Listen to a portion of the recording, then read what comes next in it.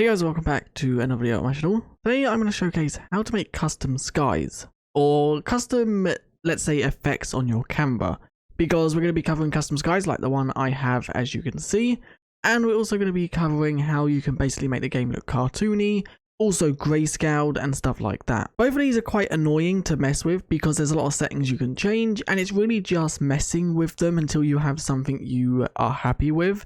It took me about an hour to get this sky because it kept going too bright, then too dark, and I finally got this color which I was happy with. So it's just a lot of changing settings and altering things. So I've just removed it. As you can see, it's now set back to the default.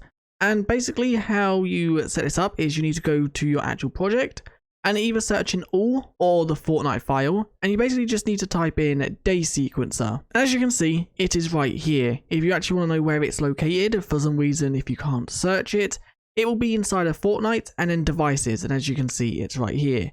It has a sun on one side and then a moon on the other. And all you basically need to do is drag this into your world. It can be anywhere, you don't need to put it in the exact center or on an edge. It can literally be anywhere because it goes invisible once you start the game anyway. And now, as you can see down the side here, there is just a load of settings. A lot of them are off by default and you have to actually turn them on. So if we quickly just trigger volume, no, I don't actually think we want to trigger volume because we want it to work anywhere. This is what you get by default. We are going to quickly just turn sunlight on by checking the box next to it. And we're going to quickly change the color of the sun to a pinkish, just for a quick test. As you can see, this is what it looks like. Now, the reason I've done this is because if you actually check the trigger volume, it will only work when you are within this box. And you can alter the size of the box by doing extend Y, Z, Y, and X. So if you only want it to work, let's say you want, I have a cave over here. So say if I only want in this cave to be really dark, then I can just set up a box within that cave that will change it when you enter that cave. But if you want the whole island, then make sure you don't check trigger volume. And as you can see, the whole island is now pink. So once again, messing with these settings is really all you have to do. You can do obviously the color from any color here. Let's maybe make it to be a POW. So that sort of color, let's maybe make it a bit darker. So yeah, as you can see, just messing with these options, you can get loads of different things. I actually really like that. You can then do the intensity. So that just basically increases how strong the light power is, as you can see. So if you wanted it to be like a very bright, blinding map, then you want to increase that. By default, I think we're going to have that to about 2. That looks, no, maybe a bit higher than that. Let's maybe have it about 5. So now we have finished with sunlight. Let's say we are happy with what we have right here. You can then move down to fog. If you don't want to alter anything within that, just don't tick it and then nothing will be changed. It will stay exactly how it is. But if you want to alter it, you do need to check it because then the game says, okay, you're actually altering it. It needs to enable that sort of module. So what this one is, it's basically fog. And this is basically like distance. So if I quickly just turn the fog to a red, you will see that as you get further away from the camera, or in the case if you're in the game, the player, then you'll have this reddy tint. Obviously, it depends on the color. We now have a bluish tint. And once again, this all depends on the actual settings you set for it. So density depends how strong the fog is. So if you want maybe a hover map or a, let's say, desert where you want it to seem like there's sand blowing everywhere and stuff like that, you can then turn the density on the fog really high. In this case, we want that to be about 0 because we don't want any density on the fog. A lot of settings, if you actually hover over them, will tell you what they do. Some don't. So we've got the secondary density, the secondary fall off, secondary offset, and then we also have the sunlight scattering. So now let's say we are done with fog. I actually don't want to alter fog because I think fog kind of makes it, although we didn't actually do that bad of a job right there, it makes the sky a lot clearer to see, and so does it make the world. So yeah, let's actually keep fog how I've got it. I am going to keep all the settings on screen, so if you want to pause it and just copy them for some reason, if you might like this, then I will obviously let you do that. So now sunlight is, once again, you can do the intensity, which is how strong the actual sun is. This will not affect the nighttime, I don't think, because obviously it's only the sun. So we want the map to be pretty bright, but not too bright. This is also a map that I'm working on. I'll reveal more about it in the future, but it's just currently something I've been working on when I have time, and it's actually coming along really well. There are a few bugs I still need to fix. And then you can also do the actual skylight color, which depends on the light the actual sun emits. As you can see, the grounds are now a lot pinker. So let's actually have the grounds to be like a reddish. Actually, no, let's maybe do it like a light orange. I think there we go. No, that actually makes it look more green. But yeah, this actual sky device, day sequence device, it's really something you just have to mess with and get to a point where you like it, because it's just a load of settings that some of them conflict each other. Like if you do something, then it will revert something you've already done. This is the like all the sun settings. So the sky color, the sun color. So if you want the sun to be a different color, let's see. As you can see, the sun's up there.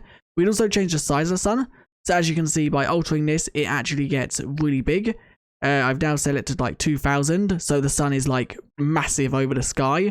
So if you want it to look like, I don't know, maybe the sun is right up close, you can do that. There is also a setting to change the moon size, as you can see. The thing with the moon size is the maximum is 1. You can actually set the sky size to like, as you can see, 24,000. But the moon size is capped between 0 and 1. I don't know why that is. Maybe there was rendering problems with it being too big or something. But let's now set that let's actually set the sun to maybe 100. I think should be a decent size. Nope, that's way too big. Let's set it to maybe 15. Yeah, that's about right. It's big enough that you can actually see it within the sky. The sky intensity, let's maybe alter that a little bit just to see what that does. That is okay. It's just making like the sun a bit brighter. 1.4 is absolutely fine. We can also change the sun color. I want it to be a bit more orange, so let's maybe just quickly do that.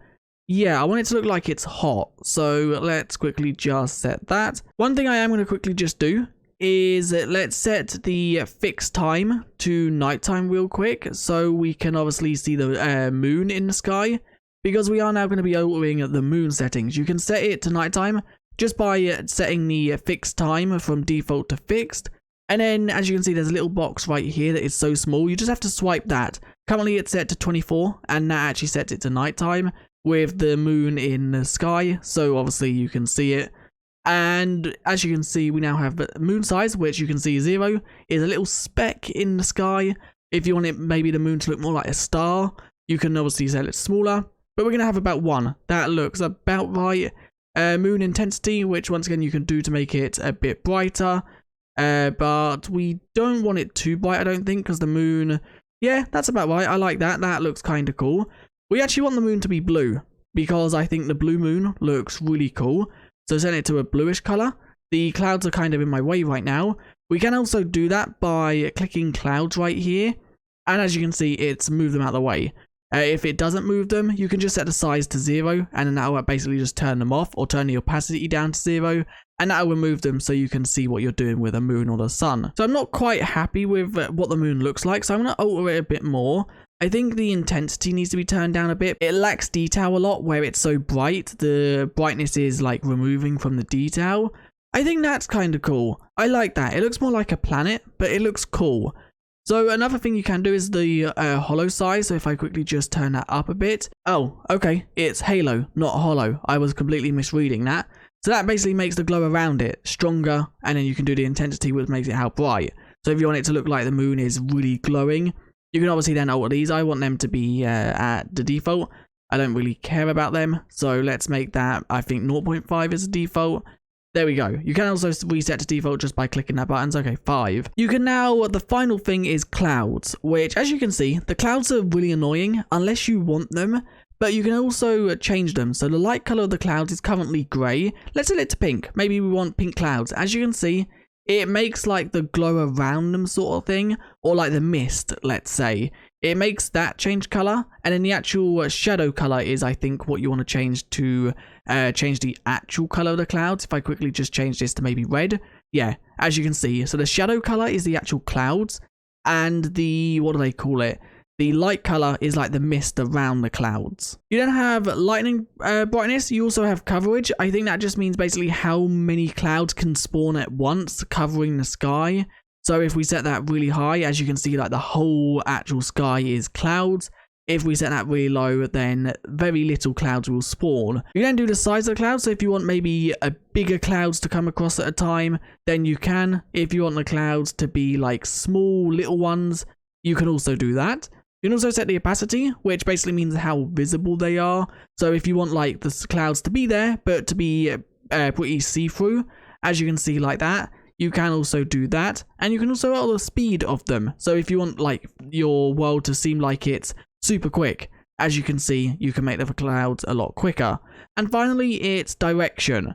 So what way do you want them to move?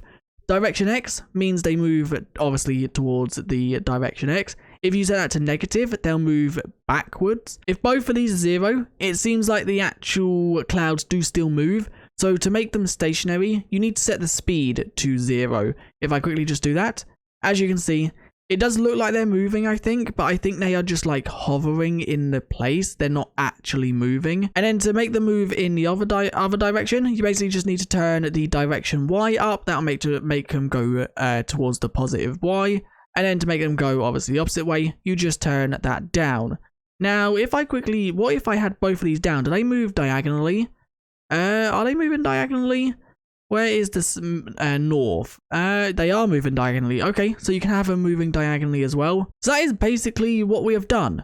If we quickly just go to the center of the map, let's say roughly, let's actually go over to this corner. And let's sit here. So now if we go back up and turn the trigger volume on and off, you can see the difference. We have made such a difference to the actual world just by altering one device. Now, once again, it takes quite a while. If you want it to be perfect, it takes quite a lot of messing around because a lot of the settings have like so many different options that you can choose from.